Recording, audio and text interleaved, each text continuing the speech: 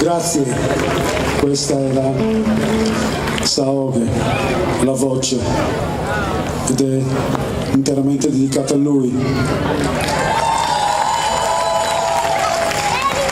Saoge è il nostro ultimo singolo ed è inserito in una mega compilation che la Sony Music ha confezionato da pochissimo tempo, dove praticamente racchiude tutta la nostra storia.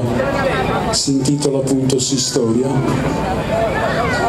e Roberta stasera è qui per voi.